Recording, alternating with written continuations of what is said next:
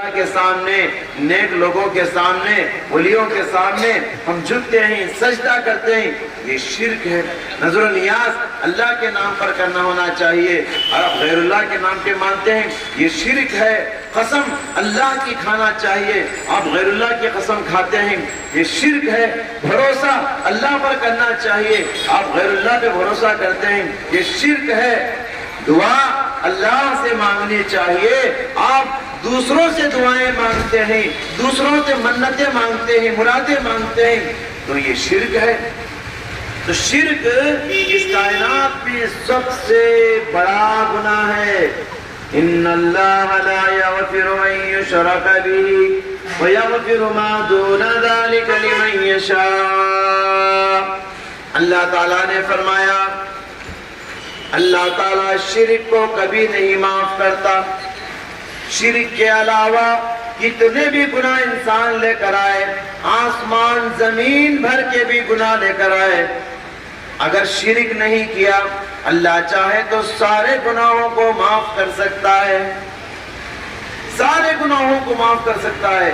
شرط یہ ہے کہ شرک نہ ہو۔ مشرک کو اللہ کبھی معاف نہیں کرتا۔ شرک کرنے والا توبہ کرے بغیر اگر مر گیا ہے، جہنم سے وہ نکل نہیں سکتا، ہمیشہ کا جہنم ہے۔ اس لیے وہ کیا کیا راستے ہیں شرک کے، جن کو ہم معلوم کریں گے، انشاءاللہ معلوم کر کے ان راستوں سے بچنے کی کوشش کریں گے اور اپنے آپ کو نارے جہنم سے بچانے کی کوشش کریں گے۔ محترم حضرات، شیطان جن راستوں سے انسان کو شرک میں پھنسا دیتا ہے، ان میں سب سے پہلی بات ہے صالحین کے سلسلے میں غلو کرنا، یعنی جو اللہ والے نیک لوگ، بزرگان دین، اولیاء کرام یا پیغمبر ہوتے ہیں، ایسے لوگوں کی محبت میں غلو، ایسے لوگوں کے سلسلے میں ان کی تعریف میں اتنا بڑا چڑھا کے پیش کرنا کہ ایک نیک بندے کو اللہ کا درجہ دے دینا۔ جو غلطی عیسائیوں نے کیا وہ غلطی آج امت محمدیہ کر رہی ہے۔ عیسائیوں نے کیا غلطی کیا؟ حضرت عیسیٰ علیہ السلام کون ہیں؟ اللہ کے بندے اور اللہ کے رسول ہیں۔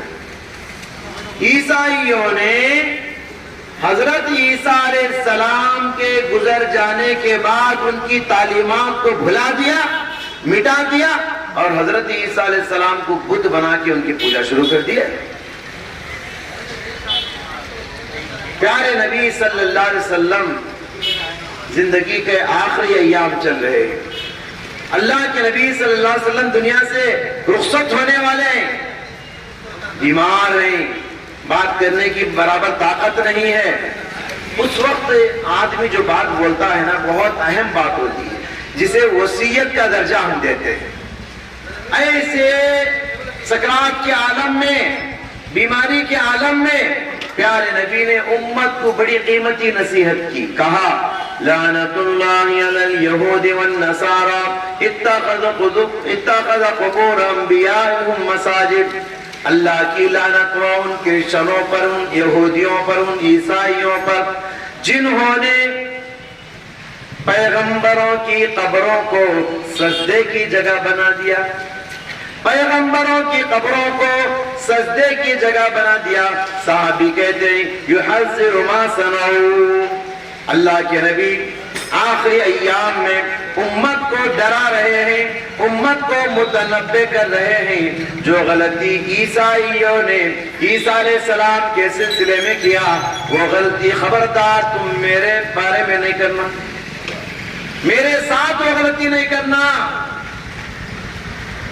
تو لہذا لا تطرونی کما اطرت النصارى عیسیٰ ابن مریم، لوگوں میری شان میں اتنی تعریف نہ کرنا، اتنا غلو نہ کرنا جو غلو کے عیسائیوں نے عیسیٰ علیہ السلام کے سلسلے میں کیا۔ عیسیٰ علیہ السلام اللہ کے بندے اور رسول ہیں، لیکن آج ان کا بت بنا کے ان کی پوجا ہو رہی ہے، ایک پیغمبر کی، ایک انسان کی پوجا ہو رہی ہے۔ وہی غلطی امت محمدیہ کے ایک طبقے نے کیا، اللہ کے نبی صلی اللہ علیہ وسلم کو اتنا بڑھا دیا، اتنا بڑھا دیا، لوگوں نے کہا کہ اللہ کے نبی پہلے عرش پہ تھے، مدینے میں مصطفیٰ کے نام سے آئے ہیں۔ اللہ اکبر۔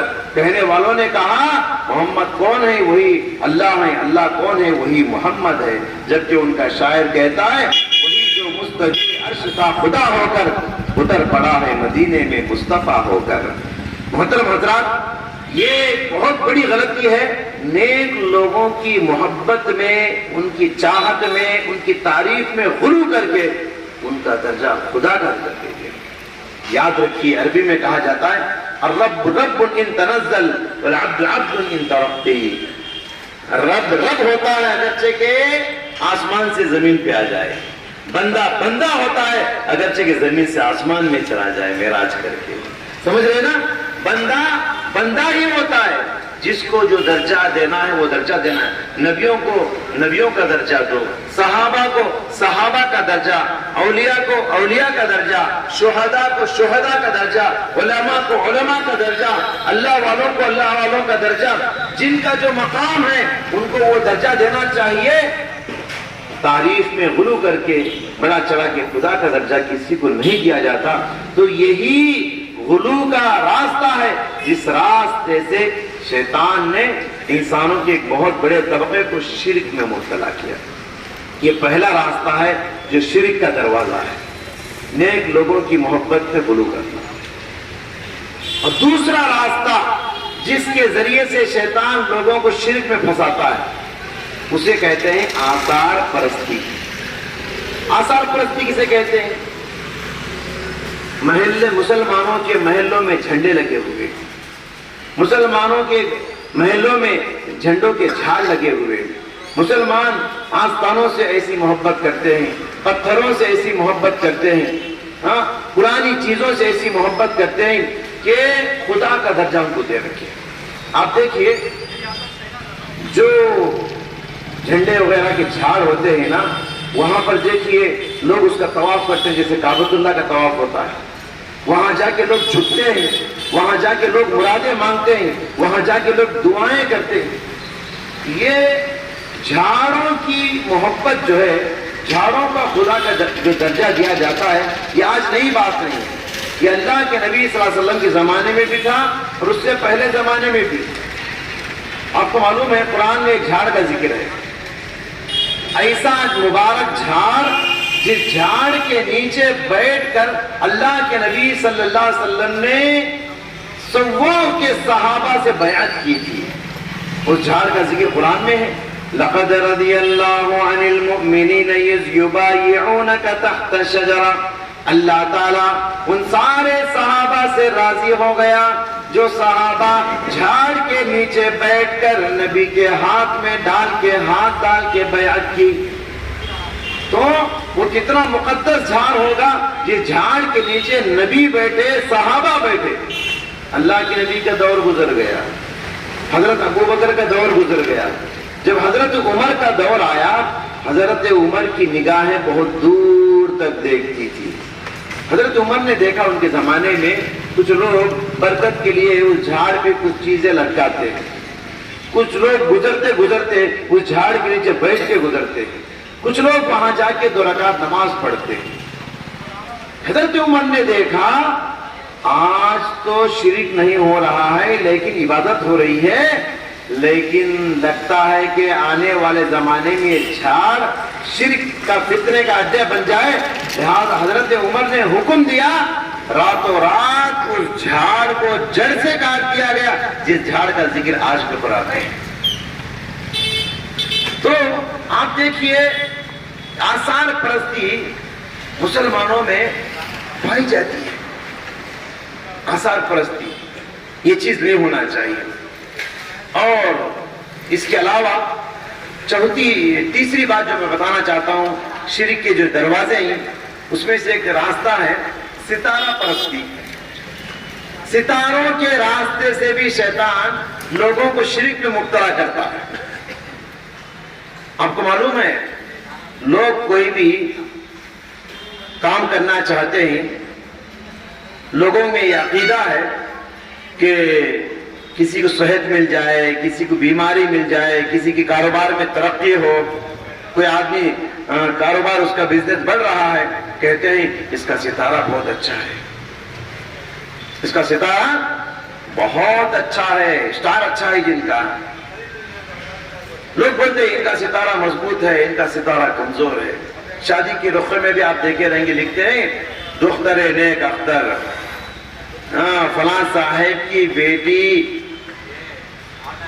فلاں صاحب کی بیٹی کا ستارہ بڑا مضبوط ہے۔ اختر کے معنی ستارے کا نام ہے وہ، تو ستاروں کا عقیدہ لوگوں میں پایا جاتا ہے، تو یہ چیز غلط ہے۔ لیکن فائدہ اور نقصان کا مالک ستارہ نہیں ہے، فائدہ اور نقصان کا مالک اللہ تبارک و تعالیٰ ہے۔ وَإِن يَمْسَسْكَ اللَّهُ بِضُرٍّ فَلَا كَاشِفَ لَهُ إِلَّا هُوَ وَإِن يُرِدْكَ بِخَيْرٍ فَلَا رَادَّ لِفَضْلِهِ۔ اللہ تعالیٰ نے فرمایا اگر اللہ آپ کو نقصان پہنچانا چاہے، ساری دنیا مل کر بھی آپ کو فائدہ نہیں پہنچا سکتی۔ وَإِن يُرِدْكَ بِخَيْرٍ، اگر اللہ آپ کا بھلا کرنا چاہے، ساری کائنات مل کر بھی، ساری مخلوقات مل کر بھی آپ کا برا نہیں کر سکتی۔ تو بھلا اور برا کرنے والا، فائدہ اور نقصان کرنے والا اللہ ہے، ستارے نہیں۔ آپ دیکھیے نیوز پیپر جو آتے ہیں نا، اردو کا پیپر ہوتا ہے، اس میں لکھتا ہے، ایک کالم ہوتا ہے ستاروں کا کھیل ہے، اس میں ہوتا ہے تمہارا نام یس سے آیا تو آپ کے ساتھ ایسا ایسا ہونے والا ہے، تمہارا نام بی سے آیا تو ایسا ایسا ہونے والا ہے، تمہارا نام آر سے شروع ہو تو اس کے ساتھ ایسا ایسا ہونے والا ہے۔ تیلگو میں بھی کالم ہوتا ہے راسی فلالو بل، یہ سب وہی ہے، ستاروں کا کھیل۔ لوگوں میں ستاروں کے سلسلے میں عقائد جڑے ہوئے، ستاروں سے عقیدے جڑے ہوئے، لوگوں کو اس طرح کے گندے عقیدوں سے باہر آنا چاہیے۔ ہمارے پاس جو کیلنڈر ہوتے ہیں نا، بعض کیلنڈر مارکیٹ میں فری میں ملتے ہیں، مسلمان فری میں لیبر کو لا کے لگا دیتے ہیں، اس میں بھی لکھا ہوا رہتا ہے فلاں مہینہ اچھا، فلاں مہینہ خراب، فلاں دن شادی کر سکتے، فلاں تاریخ میں شادی نہیں کر سکتے۔ کس نے بتایا میرے بھائی؟ اللہ نے تو فرمایا ہر مہینہ اچھا، ہر سال اچھا، ہر ہفتہ اچھا، ہر دن اچھا، ہر گھڑی اچھی، کوئی بھی ٹائم خراب نہیں ہوتا، کوئی بھی ہفتہ خراب نہیں ہوتا، کوئی بھی مہینہ خراب نہیں ہوتا۔ ہمارے پاس بھی آٹو نگر میں بھی پیسے لینے اور دینے کے بھی دن مقرر ہیں، ہفتے کے دن پیسے نہیں لینا، منگل کے دن پیسے نہیں دینا۔ یہاں بھی لوگوں میں یہ چیزیں پائی جاتی ہیں نا، دیتے نہیں لیتے نہیں، خاص ایام ہے پیسے لینے اور دینے کے۔ کس نے بتایا فلاں دن اچھا نہیں پیسے نہیں لینا، فلاں دن برا ہے پیسے نہیں دینا؟ یہ سب غلط بات ہے میرے بھائی۔ ہر مہینے میں شادی کر سکتے، ہر ہفتے میں شادی کر سکتے، ہر ٹائم آپ نکاح پڑھا سکتے۔ مجھے بتائیے اگر منگل کا دن خراب ہے، منگل کا دن بچہ پیدا ہو گیا، کیا نالے میں لے جا کے ڈال دیں گے؟ محرم کا دن مہینہ اچھا نہیں، اس میں شادی نہیں کرنا، اس میں بچہ پیدا ہوا، کیا کرو گے بچے کو؟ خراب مہینے میں پیدا ہوا، نحوست کا مہینہ بولتے لوگ۔ لہذا یہ سب غلط عقیدے ہیں، ان سب عقائد سے باہر آئیے، اللہ پر بھروسہ کیجئے، فائدہ اور نقصان کا مالک اللہ سبحانہ و تعالی ہے۔ اور چوتھا راستہ شرک کا، جس کے ذریعے سے شیطان انسانوں کو شرک میں مبتلا کرتا ہے، وہ ہے ایک تعویذ گنڈا۔ تعویذ کسے کہتے ہیں؟ انسان کوئی دھاگا، کوئی کپڑا، کوئی نیمبو، کوئی ناریل وغیرہ اپنے دکانوں میں، اپنی مکانوں میں، اپنے بدن میں لٹکا لیتا ہے، اس یقین کے ساتھ یہ چیز مجھے نقصان سے بچائے گی۔ نقصان سے بچانے والا اللہ ہے، اللہ سے نکال کے اس عقیدے کو شیطان نے نیمبو میں ڈال دیا، اللہ سے ہٹا کے شیطان نے اس عقیدے کو دھاگے میں ڈال دیا۔ سمجھ رہے نا؟ تعویذ کی جب بات آئی، تعویذ تین طرح کے ہوتے ہیں، تین طرح کے ہوتے ہیں۔ یہ ہے نا غیر مفہوم الفاظ، کچھ تختیاں ملتی ہیں، اس میں کچھ الفاظ لکھے ہوئے رہتے ہیں، اس کا وہ الفاظ کا کیا معنی ہے کسی کو نہیں معلوم ہوتا، غیر مفہوم جملے اس میں لکھے ہوئے رہتے ہیں، لا کے لوگ دکان اور مکان کی برکت کے لیے لگا لیتے ہیں۔ ایک تعویذ ہے۔ اور ایک تعویذ کی دوسری قسم ہے دھاگے، اجمیر کا دھاگا، گیسو دراز کا دھاگا، بارہ شہید درگاہ کا دھاگا، لوگ لا کے دیتے ہیں اپنے ہاتھوں میں، اپنے پیروں میں، اپنے کمر میں، اپنی سواریوں کو بھی لوگ باندھتے ہیں۔ سمجھتے ہیں کہ اس سے ہم کو بھلا ہونے والا ہے. یہ دوسری قسم ہے. تعویذ کی تیسری قسم ہے پتھروں میں، نگینوں میں لوگوں کے عقیدے ہوتے ہیں. انگوٹھی ہوتی ہے اس میں کہ نگینہ لگا، پتھر لگاتے ہیں. لوگ بولتے ہیں فلاں کا پتھر اچھا، میں نے وہ پتھر انگوٹھی میں نگینہ بنا لیا، اس دن سے مجھے ترقی ہو رہی ہے. تو لوگ پتھروں میں بھی لوگوں کے عقیدے ہیں، فلاں پتھر اچھا، فلاں پتھر خراب. مجھے بتائیے دنیا کے اندر سب سے زیادہ عظمت والا پتھر اگر کوئی ہے وہ حجر اسود. کہاں ہے وہ پتھر؟ کعبۃ اللہ کی دیوار میں لگا ہوا ہے، کعبے کے دروازے کے بازو میں. لوگ جا کے اسے پیار کرتے ہیں، اسے بوسہ دیتے ہیں، اسے چھوتے ہیں. حدیثوں میں ہے اسے بوسہ دینے سے انسان کے گناہ جھڑ جاتے ہیں، انسان کے گناہ معاف ہو جاتے ہیں. حجر اسود حدیثوں میں آتا جب جنت سے آیا تو دودھ کی طرح سفید تھا. جنت سے اترا ہوا پتھر ہے، وہ سفید تھا. لوگوں کی گناہوں کی وجہ سے لوگ بوسہ دیتے دیتے وہ کالا پڑ گیا، اس کا رنگ ہی بدل گیا، گناہوں کا رنگ آ گیا. حضرت عمر رضی اللہ تعالیٰ عنہ اپنے زمانے میں اس پتھر کو بوسہ دیے. لوگوں کا مجمع تھا، لوگوں سے خطاب کر کے حضرت عمر فاروق رضی اللہ تعالیٰ عنہ نے کہا انی اعلم انک حجر، اے حجر اسود میں جانتا ہوں تو بس یہ پتھر ہے، پتھر کے سوا تو کچھ نہیں. لا تضر ولا تنفع، اے حجر اسود نہ تو کسی کا فائدہ کر سکتا ہے نہ تو کسی کا نقصان کر سکتا ہے. ولولا انی رسول اللہ صلی اللہ علیہ وسلم یقبلک ما قبلتک، اگر میں اپنے زمانے میں رسول اللہ صلی اللہ علیہ وسلم کو تجھے بوسہ دیتے ہوئے نہیں دیکھتا، میں زندگی میں تجھے بوسہ نہیں دیتا. پوری دنیا والوں کو حضرت عمر نے یہ میسج دیا ہم پتھر کی پوجا نہیں کرتے، ہم پتھروں میں فائدے اور نقصان کے عقیدے نہیں رکھتے. فائدہ اور نقصان کا مالک تو بس اللہ سبحانہ وتعالی ہے. آج لوگ اعتراض کرتے ہیں مسلمانوں سے، غیر مسلمین کہتے ہیں کہ تم لوگ بھی پتھر کی پوجا کرتے ہو کعبے کے پاس جا کے، پھر ہم لوگوں کو تانے کیوں دیتے ہو؟ ایسے لوگوں کے لیے حضرت عمر کا یہ جملہ بڑا قیمتی ثابت ہوتا ہے. حضرات گرامی، آخری بات بتا کر میں اپنی بات ختم کرتا ہوں. لوگوں کے جو شرک کے عقیدے ہیں، جن راستوں سے شیطان لوگوں کو شرک میں مبتلا کرتا ہے، انہی میں سے ایک راستہ ہے عاملوں کا فتنہ. لوگ جو ہے عاملوں کے پاس جاتے ہیں، وہ دکان کھول کے بیٹھے ہیں پیسے کمانے کے لیے. لوگ وہاں جا کے اپنا پیسہ بھی بیچتے ہیں، اپنا ایمان بھی گماتے ہیں. شادی کی تاریخ رکھنا ہو تو ان کے پاس دیتے ہیں. سمجھ رہے نا؟ اب کوئی طوطا لے کے گھوم رہا ہے، پنجرے میں طوطا ہے، اس کے پاس پلیتے ہیں، اسے کیا معلوم طوطے کو کس کا نصیب کیا ہے. اب کچھ پلیتوں میں کچھ لکھ دیا گیا ہے. اب لوگ بلاتے دیکھیں گے میرا نصیب کیا ہے. ایسے لوگوں کو بلاتے ہیں، گھر میں بٹھاتے ہیں. طوطا اس میں سے چٹھی نکالتا ہے اور پڑھ کے لوگوں کو سناتا ہے، طوطے والا تمہارے ساتھ ایسا اور ایسا ہونے والا ہے. جی اب لوگ اسے صحیح سمجھ جاتے ہیں، اسے پیسے بھی دیتے ہیں، پیسے بھی گمائیں، ایمان بھی گمائیں. پیسے تو چھوڑیے، سب سے بڑا ایمان چلا جاتا ہے. پیارے نبی صلی اللہ علیہ وسلم نے فرمایا من اتا عرافا فسألہ عن شیء لم تقبل له صلاة 40 یوما، جو آدمی کسی کاہن کے پاس، کسی غیب کا دعویٰ کرنے والے کے پاس جاتا ہے اور صرف اس سے سوال کرتا ہے، صرف اس سے سوال کرتا ہے، اس آدمی کی 40 دن کی نماز قبول نہیں ہوگی. دوسری روایت میں کہ جو آدمی فصدقہ بما یقول، غیب دان کے پاس جاتا ہے، عامل کامل کے پاس جاتا ہے اور اس کی کہی ہوئی بات کو سچ مان لیتا ہے، یقین کر لیتا ہے، فقد کفر بما انزل علی محمد، ایسا آدمی دین محمدی کے ساتھ کفر کر دیا. اللہ نکل گیا اسلام سے، اس کی باتوں پر یقین کر لیا، اسلام سے باہر ہو جاتا ہے. اور صرف اس سے سوال کیا، اسلام سے تو باہر نہیں ہوتا مگر 40 دن کی نماز قبول نہیں ہوتی. حضرات یہ کچھ نہیں، شرک کے چور دروازے ہیں جن راستوں سے شیطان ان لوگوں کو گمراہ کر رہا ہے۔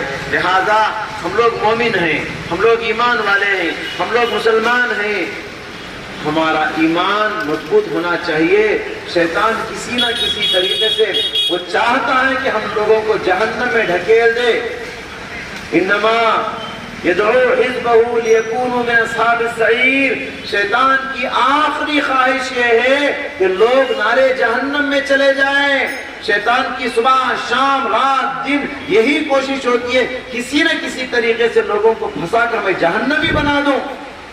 لہذا ہم سب کو متنبہ ہو جانا چاہیے، خبردار ہو جانا چاہیے کہ کہیں ہم ایسا کام تو نہیں کر رہے ہیں کہ شرک ہے، کہیں ہم ایسا کام تو نہیں کر رہے ہیں کہ کفر ہے، کہیں ہمارا ایمان تو نہیں جا رہا ہے، اس کام کی وجہ سے کہیں ہمارے عقیدے تو خراب نہیں ہو رہے۔ کوئی بھی قدم اٹھانے سے پہلے اہل علم سے پوچھ لینا چاہیے کہ ایسا کر سکتا ہوں کہ نہیں، ایسا یہ قدم بڑھا سکتا ہوں کہ نہیں۔ بہرحال یہ کچھ اللہ اور اس کے رسول کی قیمتی باتیں تھی جن پر عمل کرنا ہر مسلمان کے لیے ضروری ہے۔ اپنے ایمان کی حفاظت، اپنے عقیدے کی حفاظت یہ بہت ضروری ہے حضرات، کیونکہ آدمی کتنا بھی نمازی ہو، کتنا بھی متقی پرہیزگار ہو، اگر شرک کی ملاوٹ ہو جائے تو ساری نیکیاں برباد ہو جاتی ہیں۔ کتنا بھی صدقہ کر لے، کتنا بھی قربانیاں کر لے، کتنے بھی حج عمرے کر لے، ایسے آدمی کی ساری نیکیاں بیکار اور برباد ہو جاتی ہیں۔ دعا ہے اللہ تعالیٰ سے، اللہ تبارک و تعالیٰ مجھ کہنے والے کو، آپ سبھی سننے والوں کو ان کہیں سنی باتوں پر عمل کرنے کی توفیق عطا فرمائے۔ اللہ تبارک و تعالیٰ ہم سب کی زندگیوں میں عقیدے کی مضبوطی عطا فرما۔ اے اللہ جتنے بھائی یہاں حاضر ہیں ان کو ایمان میں مضبوط ہونے کی توفیق عطا فرما، شرک سے بدعت سے ہم سب کی حفاظت فرما، ہم سب کے کاروبار میں سچائی عطا فرما، امانت داری عطا فرما، سود اور ربا سے ہم سب کی حفاظت فرما۔ ہم سب کو اے پروردگار تیرے لیے جینے اور تیرے لیے مرنے کی توفیق عطا فرما، ہم سب کی زندگیوں میں صحت اور تندرستی عطا فرما۔ اے اللہ روز کے حادثوں سے ہماری حفاظت فرما، آنے والے بلاؤں سے وباؤں سے ہم سب کی حفاظت فرما، حلال کمانے اور حلال کھانے کی توفیق عطا فرما۔ آمین وآخر دعوانا الحمدللہ رب العالمین۔